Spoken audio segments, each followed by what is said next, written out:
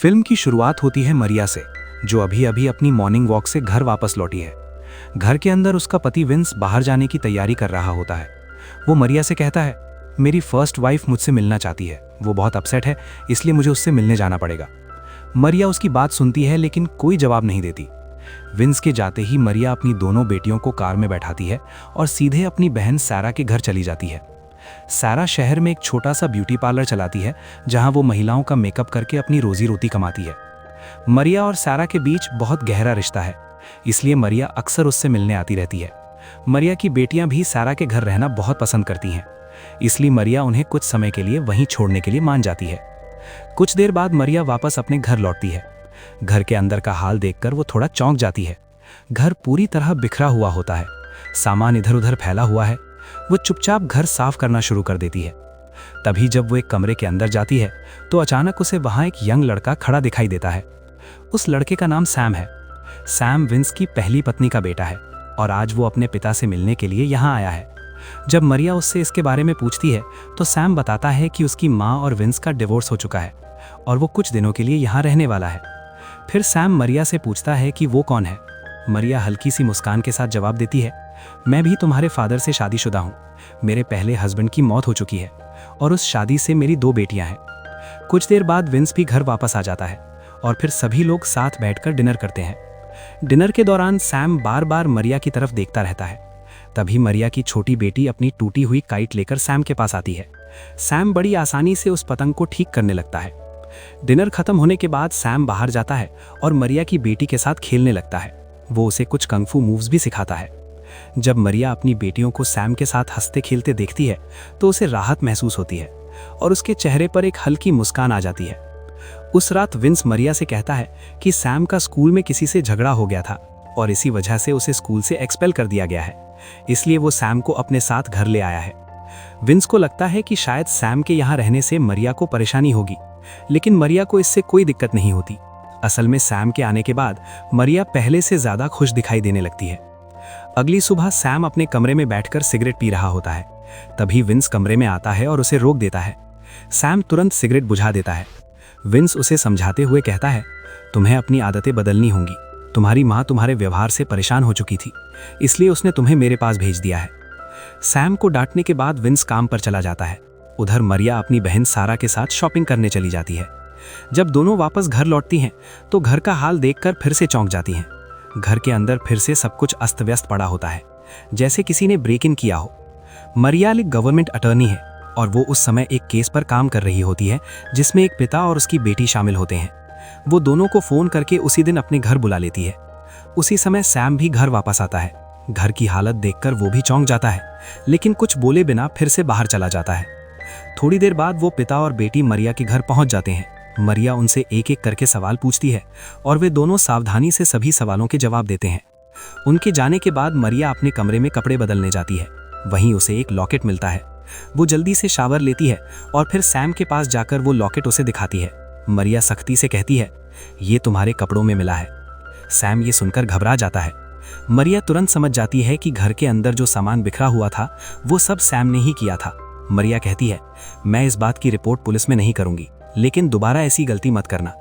ये सुनकर सैम उससे माफी मांगता है और वादा करता है कि वो ऐसा दोबारा नहीं करेगा। मरिया उसका अपॉलॉजी स्वीकार कर लेती है।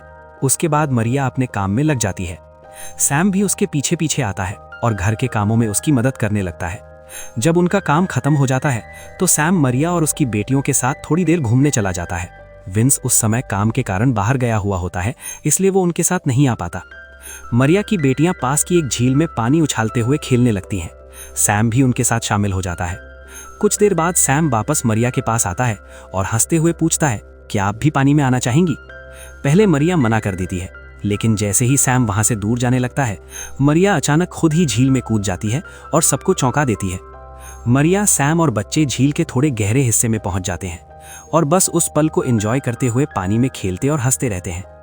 पूरा दिन साथ बिताने के बाद वे सभी घर वापस लौटते हैं। मरिया ने सैम की उस गलती के बारे में किसी को नहीं बताया था। उसी ईमानदारी ने सैम को बदल दिया। पहले वो मरिया से दूर दूर रहता था, लेकिन धीरे धीरे उसके मन में मरिया के लिए सम्मान पैदा होने लगा। जब वे घर पहुंचे तब तक रात हो चुकी थी। मरिया की बेटियां कार में ही सो चुकी थी। मरिया और सैम उन्हें उठाकर अंदर ले जाते हैं और बिस्तर पर सुला देते हैं। सैम मरिया से कुछ कहना चाहता है लेकिन अपनी बात पूरी नहीं कर पाता। अगली सुबह सैम और मरिया आखिरकार उस अधूरी बातचीत को पूरा करने के लिए बैठते हैं। मरिया उससे पूछती है कि वो अपने फ्यूचर में क्या करना चाहता है। सैम बताता है कि वो एक आर्टिस्ट बनना चाहता है, वो स्टैच्यूज बनाना चाहता है। वो मरिया से पूछता है कि क्या वो उसके हाथों को रेफरेंस के रूप में इस्तेमाल कर सकता है। मरिया को थोड़ी हिचक होती है लेकिन सैम के कहने पर वो मान जाती है। सैम उसके हाथों को ध्यान से देखकर क्ले स्कल्पचर बनाना शुरू करता है। दोनों उस क्रिएटिव मोमेंट को एंजॉय करते हैं। जब क्ले मरिया के हाथों को गुदगुदाती है तो वो हंस भी पड़ती है। कुछ देर बाद मरिया अपने कमरे में चली जाती है। वो सैम की टैलेंट और उसके फ्यूचर के बारे में सोच रही होती है, लेकिन तभी सैम अपनी गर्लफ्रेंड के साथ कमरे में आता है और दोनों उसके कमरे में चले जाते हैं। मरिया ये सब चुपचाप देखती है और उसके मन में कुछ अजीब सी भावनाएं पैदा होती हैं। अगली सुबह विंस घर वापस आता है। उसके कुछ दोस्त उससे मिलने आते हैं और वो उनके साथ बैठकर बातें करने लगता है। मरिया पास में बैठी होती है लेकिन उसका मन वहां नहीं लगता। तभी सैम उसके सामने आ जाता है। मरिया पूछती है, तुम कहाँ जा रहे हो? सैम जवाब देता है, मार्केट। ये सुनकर मरिया भी उसके साथ चल पड़ती है। मार्केट में चलते चलते मरिया एक ड्रिंक ऑर्डर करती है। सैम उससे मजाक करने लगता है और उसे हल्के फुल्के अंदाज में टीज करता है। मरिया को लगता है कि वो बस मजाक कर रहा है, लेकिन असल में सैम के दिल में मरिया के लिए सच्चा सम्मान और लगाव पैदा हो चुका था। बात करते करते सैम थोड़ा पास आ जाता है, लेकिन मरिया उसे धीरे से रोक देती है। वो नाराज नहीं होती, बस इसलिए कि आसपास लोग खड़े होते हैं। सच तो ये था कि मरिया को भी अब उसके साथ बातें करना अच्छा लगने लगा था, लेकिन उसी रात सब कुछ बदलने वाला था। रात के समय मरिया को नींद नहीं आ रही थी। विंस उस रात घर पर नहीं था।